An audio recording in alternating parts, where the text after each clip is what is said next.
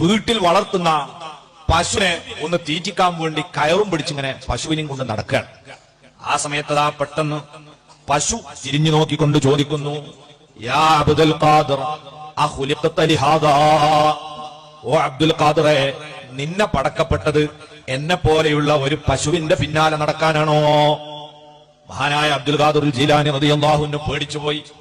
മനുഷ്യരുടെ ഭാഷയിലാണ് പശു ചോദിക്കുന്നത്, ഇതിനാണോ നിന്നെ പടക്കപ്പെട്ടത്? മഹാനവറുകൾ പറയുന്നു, ഇത് കേട്ട ഉടനെ ഞാനതാ പശുവിനെ അവിടെ ഇട്ട് എന്റെ വീട്ടിലേക്ക് തന്നെ തിരിച്ചു ഓടി വീടിന്റെ മട്ടുപാവിൽ കയറി മുകൾ നിലയിൽ ചെന്ന് ഞാൻ തിരിഞ്ഞു നോക്കുമ്പോൾ പിന്നെ അള്ളാഹു എന്റെ കണ്ണിന് കാണിച്ചു തരുന്നത് അറഫയിൽ 10,000-കണക്കിന് വിശ്വാസികൾ സംഗമിച്ച് പ്രാർത്ഥിക്കുന്ന മജ്‌ലിസാണ്. ഇതെവിടുന്നാ കാണുന്നത്? ഇറാനിൽ നിന്ന്.